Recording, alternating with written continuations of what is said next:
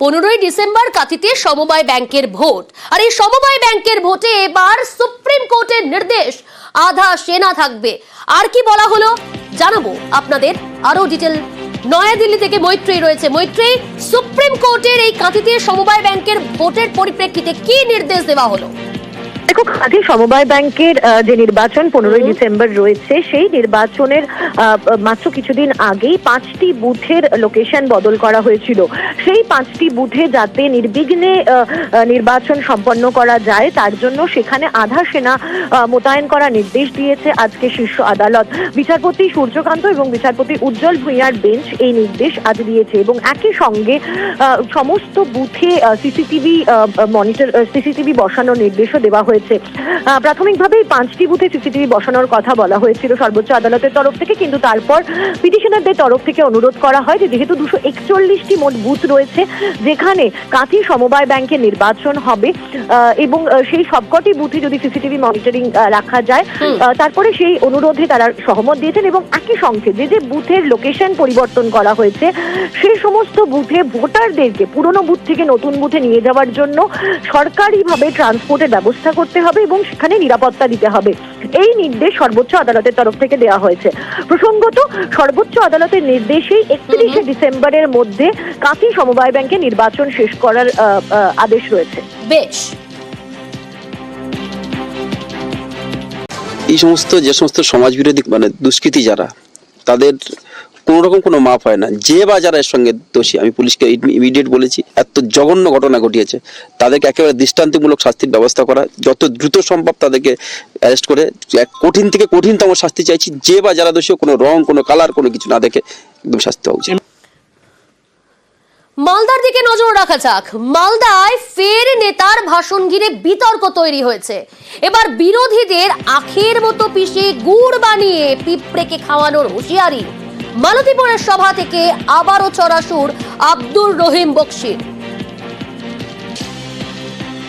পশ্চিমবঙ্গের শান্ত পরিবেশকে যদি অশান্ত করার চেষ্টা করেছো, যদি এখানকার গরিব মানুষের মধ্যে বিভেদ সৃষ্টি করার চেষ্টা করেছো বন্ধু, তাহলে আখটাকে আগ দেখেছেন, আখের জমি থেকে আখ নিয়ে যাবে গুড় বের করা হয়, চাকরিতে ঢুকিয়ে সিপিএম কংগ্রেস বিজেপিকে আখের গুড়ের মতো বের করে দিব রসটাকে। তোমরা জেনে রাখো, আমরা তৃণমূল কংগ্রেসরা প্রস্তুত আছি তোমাদেরকে ওই পিছে পিছে পিছে গরিব মানুষেরা, সাধারণ মানুষেরা, তৃণমূল কংগ্রেসরা আখের রসের মতো গুড়ে রূপান্তরিত করে দিবে, যা পিঁপড়াতে খাবে। তোমাদেরকে জেনে রাখো। দেখুন, শুধুমাত্র মঞ্চ থেকে বিতর্কিত মন্তব্যই নয়, সভার পরে মানুষের দৃষ্টিভঙ্গি সাফাই দিচ্ছেন জেলা তৃণমূল সভাপতি, অর্থাৎ নিজের বক্তব্যে অনড়। মানুষকে ভুল বোঝানোর চেষ্টা, সে চোখ উপড়ে নেবে মানুষ। প্রয়োজন পড়লে আখের গুড়ের মতো রোজ বের করে দিবে মানুষ, সমাজের মানুষ যারা সমাজের মধ্যে অশান্তি সৃষ্টি করবে। আমি কথাগুলো জোর শেয়ার করছি না, আমি যা বলেছি সে ঠিক বলেছি। কংগ্রেস করছে, বিজেপি করছে, সিপিএম করছে। নজর রাখতেই হচ্ছে মুর্শিদাবাদের ডোমকলের সাগরপাড়ায়। সেখানে ভয়াবহ বিস্ফোরণ, যার কারণে বিস্ফোরণের অভিঘাতে নিহত 3 জন। ঘটনাস্থলে নিহত 1, হাসপাতালে নিয়ে গেলে আরো 2 যুবকের মৃত্যু হয়েছে। আজ ভোর রাতে মুর্শিদাবাদের সাগরপাড়ায় এই বিস্ফোরণ। আমাকে শব্দ শুনতে না, কিসের আওয়াজ, কি কে বলবো, শব্দ বিকট শব্দ হলো, তাই দেখুন। সকালবেলা কি শুনলেন? এখন কি বলছে মানুষে? মানুষে বলছে যে বোম বানছিল, তাই বোম বাড়ির ভিতর বানছিল বোমা। রাতে একটা হঠাৎ সাউন্ড আসে, বিশাল সাউন্ড। তারপরে আর একজনকে যাই পাশে দেখছি, একজন সাগরুল বলির নাম, ওর সাথে এক ছেলে, ওকে ধরে নিয়ে চিল্লাছে বাঁচাও বাঁচাও গিরি। তোর দেখলাম এই হাত টাত নেই। কি অনুমান করছেন, ওই বাড়ির ভিতরে কি বোমা বাঁধা হচ্ছিল? মনে হয়, না হলে কেন ওই যে সাউন্ডটা ওখান থেকে হয়েছে, না এত বড় একটা বাড়ি সাত ধরে পড়ে গেছে। আচ্ছা, যাদেরকে আপনি চিনতে পেরেছেন তাদের কি এই গ্রামে বাড়ি? হ্যাঁ, এই গ্রামে বাড়ি। দেখুন, এই ঘটনায় 3 জন নিহত হয়েছেন। আরো ডিটেল আপনাদের জানাবো। রাকিবুল রয়েছে আমার সঙ্গে সরাসরি। রাকিবুল, প্রত্যক্ষদর্শী, তার বয়ান আমরা শোনালাম, স্পষ্টভাবে বলছে যে এই বাড়িতে নাকি বোমা বাঁধার কাজ হতো। কতদিন ধরে বোমা বাঁধার কাজ হতো, স্থানীয় বাসিন্দারা তারা কি বলছে, এবং এই বাড়িতে যারা থাকতেন তাদের কোনো প্রতিক্রিয়া এখনো পর্যন্ত পাওয়া গিয়েছে?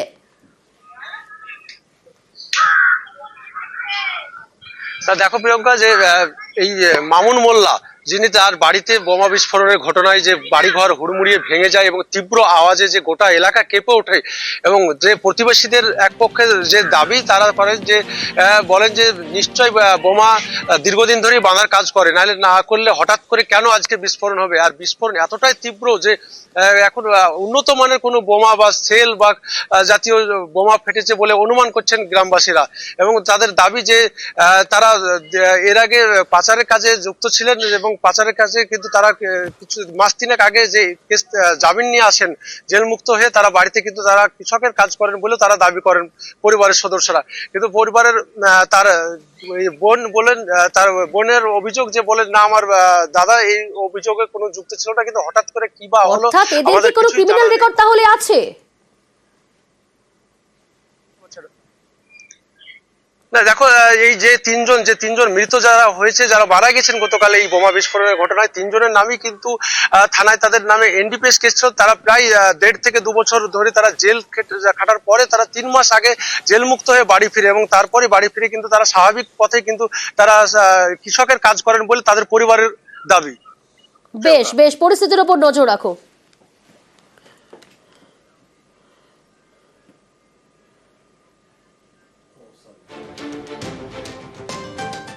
দেখুন, সায়েন্স সিটিতে অবরোধ, এই অবরোধে সামিল হয়েছে পথে অ্যাপ ক্যাব মালিক এবং চালক সংগঠন। বেশ কিছু দাবি তুলছেন তারা। কি দাবি এ বিষয়ে আপনাদের ডিটেল জানাবো। আমার সঙ্গে রয়েছে প্রতিনিধি রৌনক। রৌনক, কি কি দাবি তুলে আজ পথে অ্যাপ ক্যাব মালিক এবং চালক সংগঠন? দেখো, দীর্ঘদিন ধরেই তারা এই দাবি নিয়ে বিভিন্ন সময় মিছিল করেছিলেন। আজকে সায়েন্স সিটি থেকে ম্যাঙ্গালোরে যে পরিবহন দপ্তর তারা মিছিল করছেন, এবং যে মূলত দাবি যে তাদের অ্যাপ ক্যাবের ভাড়া বাড়াতে হবে এবং মা ফ্লাইওভারে যেখানে সেখানে গাড়ি খারাপ হলে যাতে ফাইন না দেয় পুলিশ, সেই বিষয়ে দেখতে হবে। এছাড়া পুলিশি হয়রানি বন্ধ থেকে শুরু করে বিভিন্ন স্টেশন চত্বরে তারা যখন দাঁড়ায় প্যাসেঞ্জার নেওয়ার জন্য, সেখানে নাকি তাদের কাছ থেকে একটা সিন্ডিকেট মারফত টাকা তোলা হয়, সেইগুলো বন্ধ করতে হবে। এরকম 5টি দাবি নিয়ে প্রায় 300 থেকে 400টি অ্যাপ ক্যাব এবং যে বাইক রয়েছে সেই বাইকের সংগঠনের মালিক এবং চালক তারা পথে নেমেছে। ঠিক কিছুক্ষণ আগেই সায়েন্স সিটি মোড়ে কার্যত 10 মিনিটের জন্য তারা অবরোধ করেছিলেন, কারণ এই মিছিলে অনুমতি পুলিশ দিচ্ছিল না। উত্তপ্ত কিছু বাক্য বিনিময় হয় পুলিশের সঙ্গে, এবং তারপরেই কিন্তু পুলিশের তরফ থেকে অনুমতি দেওয়া হয়। এখন কার্যত সায়েন্স সিটির যে অবরোধ তারা তুলে নিয়েছে এবং তারা মিছিল ম্যাঙ্গালোরের যে পরিবহন দপ্তর সেই দপ্তর পর্যন্ত এগিয়ে চলেছেন। তারা কিন্তু পরিবহন মন্ত্রীর কাছে ডেপুটেশন দেবেন। এই মূলত যে 5টি দাবি, সেই দাবি মানতে হবে। বিশেষত তাদের ভাড়া বাড়াতে হবে এবং পুলিশি হয়রানির যে শিকার তারা দীর্ঘদিন হচ্ছেন, তারা অভিযোগ করছেন, সেই হয়রানি যাতে বন্ধ হয়, এই বিষয়গুলোকে সামনে নিয়ে কিন্তু তারা আজকে মিছিল করবে। বেশ বেশ, অবরোধ আমরা করতে চাই না, ড্রাইভারদের যন্ত্রণা নিয়ে রাস্তায় মিছিল করতে চাইছি। পুলিশের সমস্যা আছে, বারবার তারা জোর জবরদস্তি পায়। প্রগতি ময়দান থানা অকারণে 10,000 টাকা করে ফাইন করে। প্রশাসনকে জানিয়েছেন, এর আগে জানিয়েও সুরাহা পাননি। আর এবার দিদিকে বলতে ফোনে মিলল আবাসের ঘর। হিঙ্গলগঞ্জের 152টি পরিবার তারা আবাসের ঘর পেল দিদিকে বলো ফোন করে। অনুপম রয়েছে প্রতিনিধি। অনুপম, প্রশাসনকে জানিয়ে সুরাহা পাননি, কিন্তু এবার সরাসরি দিদিকে বলতে ফোনে মিলল আবাসের ঘর। কতটা খুশি এই 150টি পরিবার? হ্যাঁ দেখো, এই যে হিঙ্গলগঞ্জের বিস্তীর্ণ এলাকা প্রায় 149টি বাড়ি, তারা বহুদিন ধরে স্থানীয় পঞ্চায়েত এবং বিডিও অফিসে বহুবার জানিয়েছে যে তাদের আবাসের বাড়ি প্রয়োজন, তারা লিখিত জানিয়েছে, কিন্তু কোনো রকম সুরাহা মেলেনি। এরপর তারা দিদিকে বলো যে নাম্বারে, সেইখানে ফোনে তারা যোগাযোগ করে, তাদের নাম ঠিকানা সবকিছু জানায়। এরপরই কিন্তু তাদের যে আবাসের যে তালিকা, সেই তালিকায় 149টি পরিবারের কিন্তু নাম উঠেছে। ইতিমধ্যে এই নিয়ে কিন্তু রীতিমতো এই পরিবারগুলি কিন্তু রীতিমতো আনন্দিত এবং মুখ্যমন্ত্রীকে কিন্তু রীতিমতো তারা ধন্যবাদ জানিয়েছে। একেবারে বেশ, অনেক ধন্যবাদ অনুপম। যায়, বিডিও যায়, পঞ্চায়েতে যায়, পেপারে ঘর, এই ঘরে আমি থাকি জল পরে। তারপর দিদিকে নাম্বার হেডলাইনে ফোন করলাম, করার পরে আমার লিস্টিতে এখন নাম হয়েছে। দিদিকে ধন্যবাদ জানাই। আগে অনেক জায়গায় গিয়েছি, তার জন্য আমরা কোনো জায়গায় কেউ আমাদের করেনি।